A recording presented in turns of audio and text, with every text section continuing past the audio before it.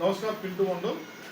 অত্যন্ত দুঃখের সঙ্গে জানাচ্ছি যে আমাদের মুর্শিদাবাদ জেলার লালবাগ মহকুমা হসপিটালে গত বুধবার আশিনুর খাতুন নামে একটা মুমূর্ষ পেশেন্ট, সন্তান সম্ভবা, উনি ভর্তি হওয়ার পরে সিজার হয়।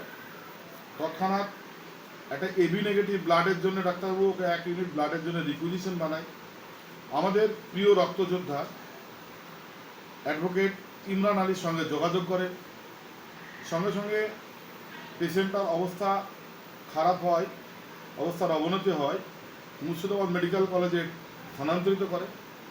আমাদের রক্তযোদ্ধা এবি নেগেটিভ ব্লাডের গ্রুপের উনিও মুর্শিদাবাদ মেডিকেল কলেজের উদ্দেশ্যে রওনা দেয় এবং কাশিমবাজার পৌঁছানোর পরে খুব দুঃখের সংবাদটা আসে, আশিনুর খাতুন আমাদের মধ্যে নেই।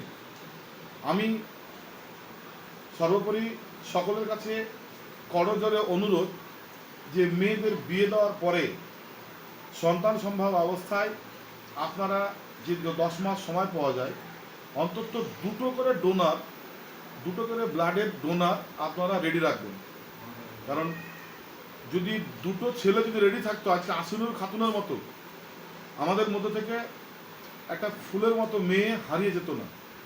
সর্বোপরি তার একটা যে একদিনের শিশু, আজকে তার বয়স 4, সেই বাচ্চাটার, সেই ফুটফুটে একটা শিশুর তার অবস্থাটা কী হবে? মা হারিয়ে গেছে। পৃথিবীতে সবচেয়ে যে মধুর জিনিস সেটা আর কাছে নেই। আমরা যখন ছেলে মেয়েদের বিয়ের ব্যবস্থা করি তখন আপনারা জানেন, আপনাদের মাধ্যমে জানাতেও চাইছি যে 1000 লোককে আমরা ভুরিভোজ করে খাওয়াই, কিন্তু কালের নিয়মে 2 বছর 3 বছর বা 4 বছর পরে সেই সন্তান সম্ভবা যখন হয়, 1 ইউনিট ব্লাডের জন্য আশিনুরের মতো কত শত শত প্রাণ ঝরে যেতে হয়। সেই 1000 লোকের মধ্যে একটাও রক্ত দেওয়া লোক আমরা খুঁজে পাই না। আপনারা আপনার এলাকার প্রতিবেশী, এলাকার গ্রামবাসী, রক্তযোদ্ধা যারা আছে তাদের সঙ্গে যোগাযোগ রাখুন নিয়মিত।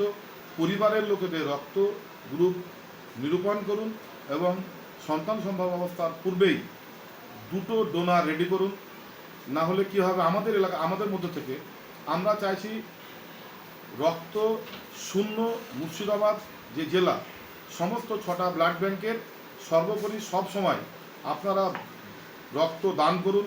ব্লাড ব্যাংকগুলোর যদি পর্যাপ্ত পরিমাণে রক্তে থাকতো তাহলে আশিনুর সহ, আজকে কদিন আগে দেখলাম রাজেশ সর্দার, কিছুদিন আগে দেখলাম প্রিয়ঙ্কা খাতুন, তারা কিন্তু আজকে মরতো না। এই রক্তের অভাবটা মুর্শিদাবাদ জেলায় অত্যন্ত বেশি। আপনারা এগিয়ে আসুন। সর্বোপরি যুব সমাজের কাছে বলবো আপনারা রক্তদান করুন। আবার সামনে যে উৎসবের মরশুম, বিশেষ করে যে পুজো, শারদীয়া উৎসব, সেই শারদীয়া উৎসব কমিটি যারা আছেন, পুজো কমিটিগুলোকে বলবো আপনারা সব সময় একটা করে অন্তত ক্যাম্প করুন। 10টা হোক, আমাদের সঙ্গে যোগাযোগ করুন, 10টা হলেও একটা করে ব্লাডের ডোনেশন ক্যাম্প করুন। এই বলে আমি আমার সংক্ষিপ্ত আলোচনা আপনাদের মধ্যে রাখলাম।